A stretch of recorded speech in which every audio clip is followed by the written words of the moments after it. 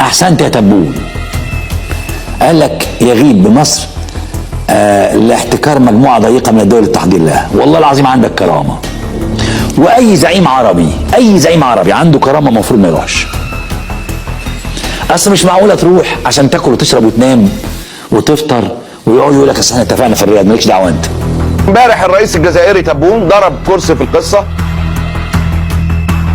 وقال لك ان في تربيط بيحصل، وانا مش هروح المشاركه في قمه القاهره دي. الخيانه دي مستواها اكبر من قدرتي. ما هو مش محتاج يعني تبون يكون عبقري ولا اجهزه المخابرات الجزائريه عشان تبقى فاهمه اللي بيطبخ. خاصة وأن لدى الجزائر موقف منحاز للقضية الفلسطينية وللحق الفلسطيني ولحق الشعب الفلسطيني في تقرير مصيره ولحق الشعب الفلسطيني في مقاومة الاحتلال، وهنا مربط الفرس.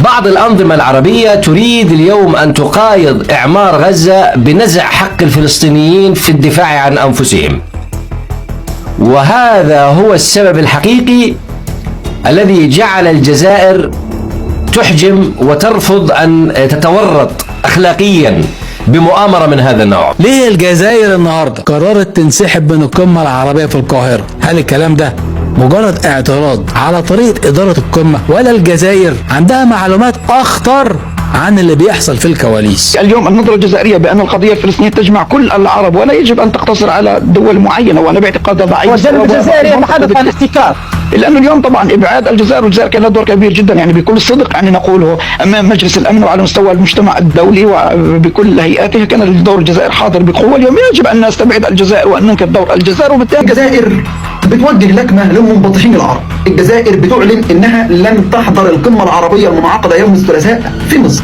في البيان الجزائرية او بحسب وسائل الاعلام الجزائرية قال لك علشان خاطر مخرجات المؤتمر بتاع القمة العربية اصلا اتعملت. طب هو انا كجزائر جاي اعمل ايه بقى؟ ان شاء الله اعزمني على الفطار في رمضان في عقيقة ابن اختك وجايبنا عندك يا سيسي.